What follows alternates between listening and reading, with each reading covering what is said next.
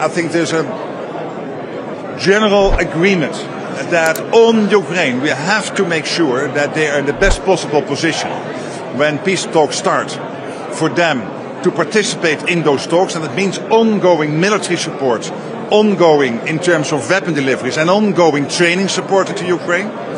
But also there is large-scale agreement that whenever a deal is done, that deal is durable, is lasting, that Putin will never again try to catch a square mile of Ukraine. And that means for the European NATO allies that I know they are thinking about is what they can do now to make sure that the training and the military support is continuing, but also post a deal, what the Europeans can do together with others to make sure that that deal is indeed sustained. Second big issue, of course, is industry production. We need to produce much more all over NATO, from the US up to and including the whole of NATO here in the European side of NATO, and of course in Canada. And the third is spending. We have to spend more. The European part of NATO has to spend more. We do not spend enough. We have to bring it up to, as I said before, probably north of 3%. I cannot commit to a number now, but we will do it based on facts and figures, based on the capability targeting process. But it is absolutely clear, if we stick with the current numbers, we will not get there. We will not be safe in 4 or 5 years. So we not only have to do this because it is fair towards the Americans, who want us to do more, to take a bigger share of the burden, but also because we have to make sure that we can protect ourselves collectively. So thank you. General James Bays from Al Jazeera.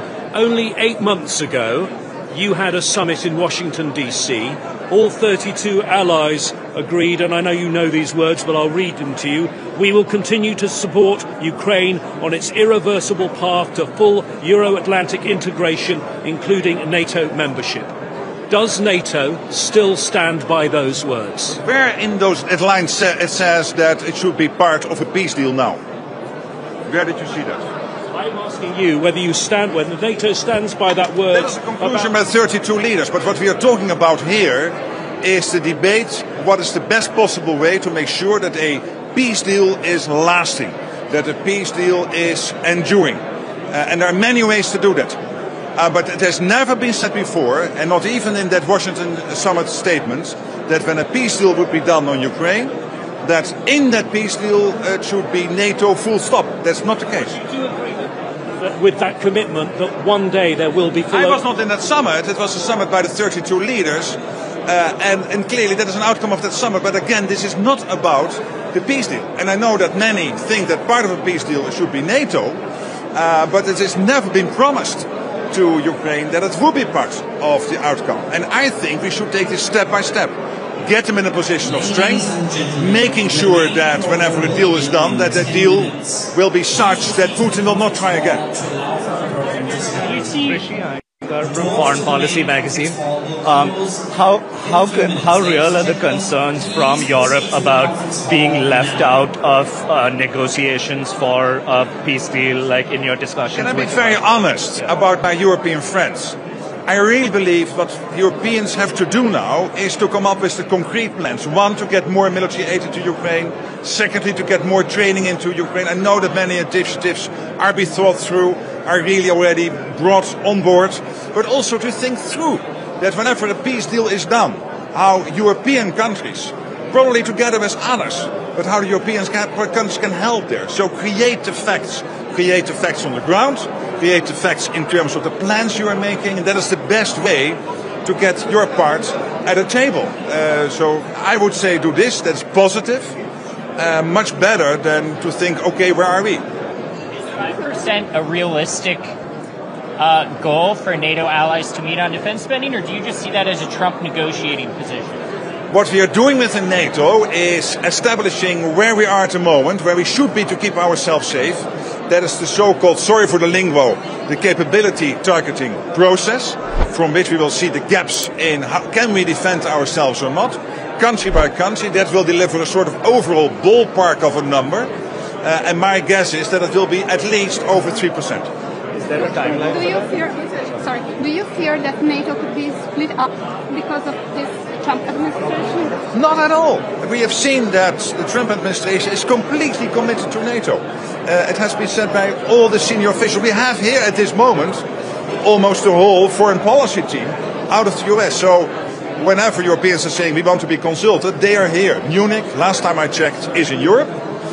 They are in Europe. They are consulting here with their European allies. And to the European allies again, make sure that the training is there, the staff is there, the military gear, but also come up with the plans, create the facts, engage in the debate. Really, the Europeans can do that. It has been done before. Strike on Chernobyl nuclear power plant this night, just after negotiations. I saw the news. I have not had any more details than what I saw in the press, so I'm not going to comment now.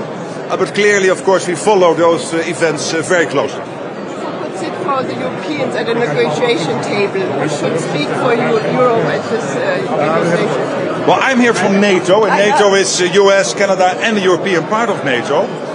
But again, I'm absolutely convinced Europe is able to create the facts in terms of what Europe is doing already, the training, the delivery of military equipment, etc.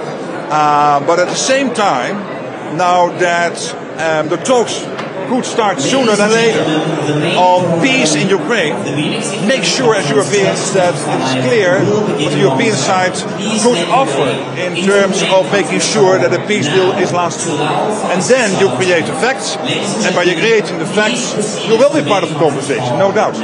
So on NATO, the 3% plus or even the 5% target, is there any sort of ballpark timeline that you have in mind to meet those targets in terms of what's Two things. realistic? Obviously, towards the Hague summit in June, it will be very good to get to conclusions on this, because the whole internal process on the capability target process will be done by then. And obviously, when you commit to a new number, you have to have a timeline. We cannot have a repeat of 2014, where we said 2%, and then nothing happened till Trump became president, and then all of a sudden we saw Europeans and Canadians spending more. So we really have now to commit to a strong timetable. Thank you so much. We'll see each other. History made this weekend. Again? History made this weekend regarding Ukraine. What do you say? This is a good weekend, because we have the whole of the US foreign policy team here engaging with the Europeans, and that's good. And to the Europeans, I would say continue the training in Ukraine, continue delivering military stuff, but also start the process of thinking what the role of European nations could be in Ukraine post the peace deal. Thank you.